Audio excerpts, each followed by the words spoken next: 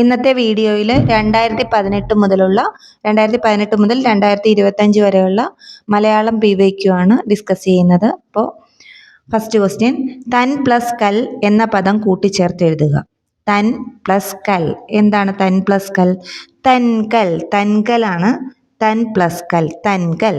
അടുത്തത്, familiarity breeds contempt എന്നതിന് സമാനമായ മലയാളം പഴഞ്ചൊല്ലേതാണ്?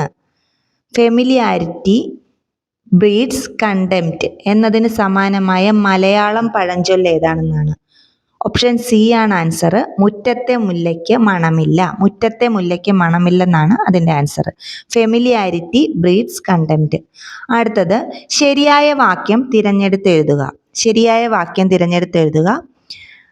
അതിൽ ഓപ്ഷൻ ബി ആണ് ആൻസർ. അതായത്, 2 കുതിര കെട്ടിയ വണ്ടിയിൽ 4 ഭടന്മാർ കയറി വന്നു. 2 കുതിര കെട്ടിയ വണ്ടിയിൽ 4 ഭടന്മാർ കയറി വന്നു. അപ്പോൾ അതാണ് ശരിയായ ആൻസർ.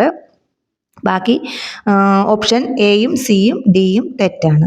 അടുത്തത്, മാങ്ങാക്കറി എന്ന പദത്തിൻ്റെ ശരിയായ വിഗ്രഹരൂപം ഏതാണ്? മാങ്ങാക്കറി എന്ന പദത്തിൻ്റെ ശരിയായ വിഗ്രഹരൂപം ഏതാണ്? അതിൻ്റെ ആൻസർ ഓപ്ഷൻ ബി ആണ്, മാങ്ങയാൽ കറി. മാങ്ങയാൽ കറി എന്നാണ് മാങ്ങാക്കറി എന്നതുകൊണ്ട് ഉദ്ദേശിക്കുന്നത്. മനസ്സിലായല്ലോ. അടുത്തത്, താഴെ തന്നിരിക്കുന്ന എതിർലിംഗ പദങ്ങളിൽ തെറ്റായ ജോഡി ഏത്? താഴെ തന്നിരിക്കുന്ന എതിർലിംഗ പദങ്ങളിൽ തെറ്റായ ജോഡി ഏതാണെന്നാണ്. ഓപ്ഷൻ ഡി ആണ് ആൻസർ, മാനി മാനൻ. അപ്പോൾ ശരിയായിട്ടുള്ളത് നമുക്ക് പറയാം. പിട പൂവൻ, മഹതി മഹാൻ, പിടി കൊമ്പൻ. അത് 3 ശരിയാണ്. അടുത്തത്, ലാഭേച്ഛയോടെയുള്ള വിലപേശൽ, ഈ അർത്ഥം വരുന്ന ശൈലി ഏതാണ്? അതായത് നമുക്ക് ലാഭേച്ഛയോടുകൂടി വിലപേശുക, ഇത് അർത്ഥം വരുന്ന ശൈലി ഓപ്ഷൻ സി ആണ്, കുതിരക്കച്ചവടം. നമ്മൾ പറയുമല്ലോ കുതിരക്കച്ചവടം പോലെയാണ് എന്നൊക്കെ പറയൂ. അതാണ് ലാഭേച്ഛയോടുള്ള വിലപേശൽ, കുതിരക്കച്ചവടം എന്നാണ് അർത്ഥം. അടുത്തത്, കാട് എന്നർത്ഥം വരാത്ത പദം ഏത്? കാട് എന്നർത്ഥം വരാത്ത പദം ഏതാണ്? ഓപ്ഷൻ ബി ആണ്, കന്ദരം. അപ്പോൾ അർത്ഥം വരുന്നത് കാന്താരം, വിപിനം, അടവി. ഇത് 3 കാടിന് അർത്ഥം വരുന്ന പദങ്ങളാണ്. കാന്താരം, വിപിനം, അടവി. ഇത് 3 കാടിന് അർത്ഥം വരുന്ന പദങ്ങളാണ്. പിന്നെ മറ്റൊരു കാര്യം, ഇതിൻ്റെ ഓപ്ഷൻസ് ഒക്കെ ഞാൻ വേറൊരു വീഡിയോയിൽ കറക്റ്റായിട്ട് ഡിസ്കസ് ചെയ്യുന്നതായിരിക്കും. ഇപ്പം നമുക്ക് കൂടുതൽ PYQ നിങ്ങളിലേക്ക് എത്തിക്കുക. ഇതിൻ്റെ ഓപ്ഷൻസിൻ്റെ നമ്മൾ വരും ദിവസങ്ങളിൽ, പിന്നെ ഓപ്ഷൻസ് തന്നെ വേറെയും വന്നിട്ടുണ്ട്, അടുത്ത ക്വസ്റ്റ്യൻസിലൊക്കെ വന്നിട്ടുണ്ട്. അപ്പോൾ അടുത്തത് നമുക്ക് പറയാം. താഴെ തന്നിരിക്കുന്ന വിപരീത പദങ്ങളിൽ തെറ്റായ ജോഡി ഏത്? താഴെ തന്നിരിക്കുന്ന വിപരീത പദങ്ങളിൽ തെറ്റായ ജോഡി ഏതാണെന്നാണ്. ഇതിൽ തെറ്റായ ജോഡി പ്രയാസം, ആയാസം, അതാണ് തെറ്റ്. അപ്പോൾ ശരിയായത് ഏതാന്ന് വെച്ചാൽ, പ്രഭാതം പ്രദോഷം ശരിയാണ്, അപേക്ഷ ഉപേക്ഷ അത് ശരിയാണ്, നിർജീവം സജീവം അതും ശരിയാണ്. അടുത്തത്, താഴെ തന്നിരിക്കുന്നതിൽ ശരിയായ പദം തിരഞ്ഞെടുത്ത് എഴുതുക. ശരിയായ പദം തിരഞ്ഞെടുത്ത് എഴുതാനായിട്ടാണ്. അതിൽ ഓപ്ഷൻ സി ആണ് ശരി, യാദൃച്ഛികം. യാദൃച്ഛികമാണ് ശരി. തെറ്റായിട്ടുള്ളത് യാദൃശ്ചികം തെറ്റാണ്, യാദൃച്ഛികം തെറ്റാണ്, യാദൃശ്ചികം തെറ്റാണ്. ഇതാണ് കറക്റ്റായിട്ട്. യാദൃച്ഛികം, ചായും ഇച്ഛായും കൂടെ വരുന്നതാണ് ശരി കേട്ടോ. യാദൃച്ഛികം അതാണ് ശരി. അടുത്തത്, നമ്മെ. നമ്മെ എന്ന പദം നമ്മൾ എങ്ങനെയാണ് പിരിച്ചെഴുതേണ്ടത്? നമ്മെ എന്ന പദം എങ്ങനെയാണ് പിരിച്ചെഴുതുന്നത്? നമ പ്ലസ് എ. നമ പ്ലസ് എ ആണ് നമ്മെ. നമ പ്ലസ് എ ആണ് നമ്മെ. നമ്മെ, നമ്മെ കേട്ടോ. നമ്മ പ്ലസ് എ, നമ്മെ. അപ്പോൾ ഇനി നമുക്ക് അടുത്ത ക്വസ്റ്റ്യൻ പേപ്പറിലോട്ട് കിടക്കാം.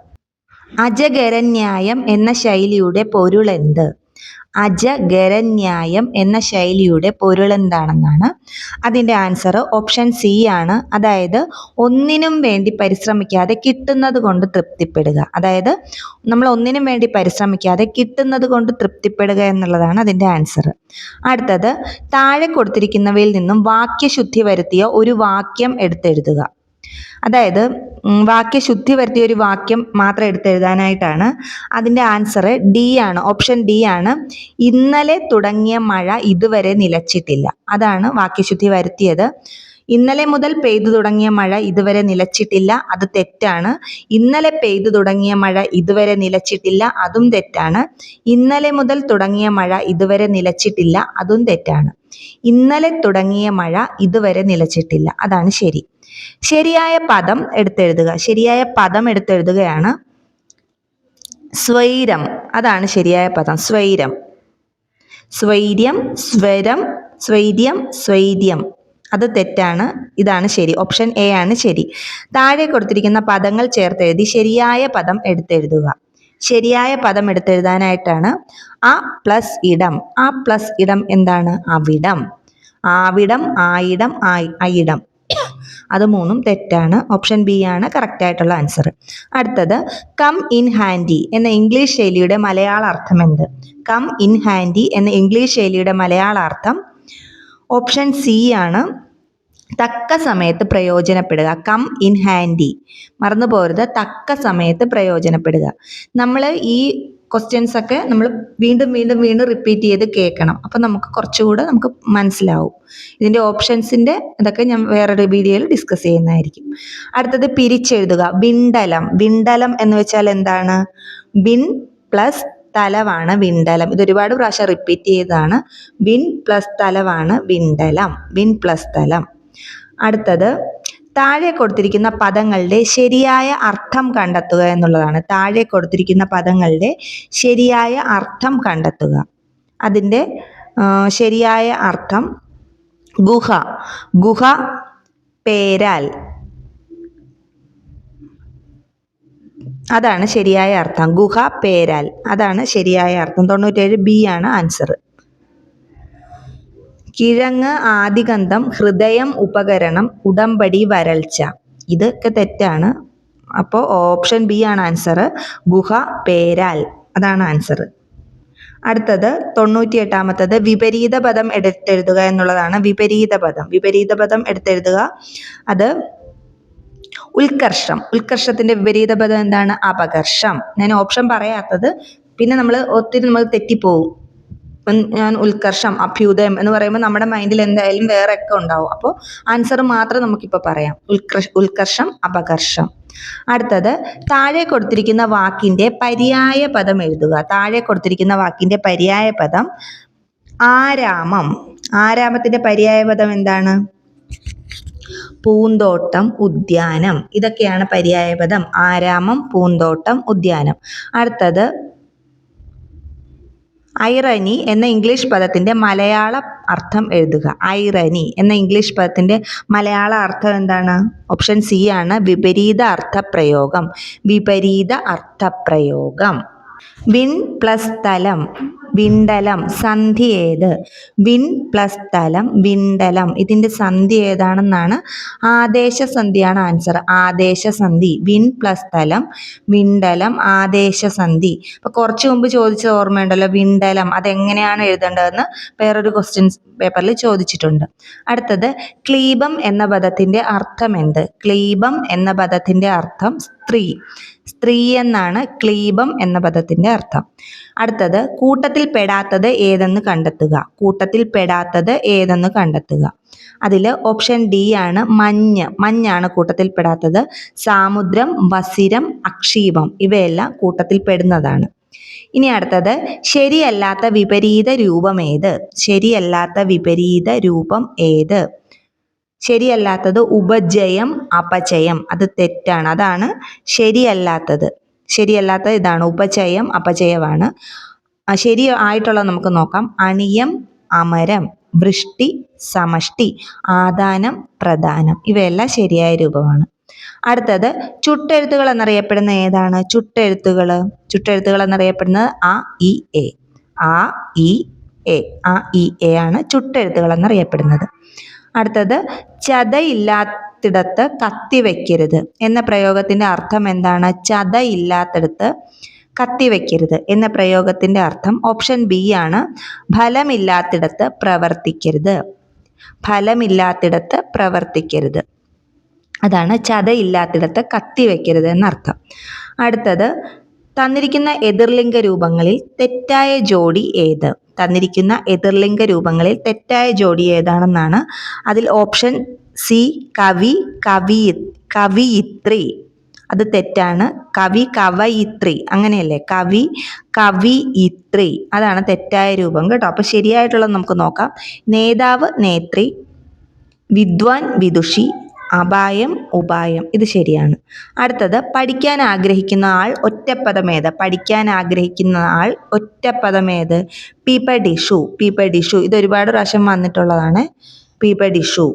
അടുത്തത് സ്ത്രീ പുരുഷ നപുംസകങ്ങളിൽ ഏതെങ്കിലും ഒന്നിൻ്റെ മാത്രം ബഹുത്വത്തെ കുറിക്കുന്നത്?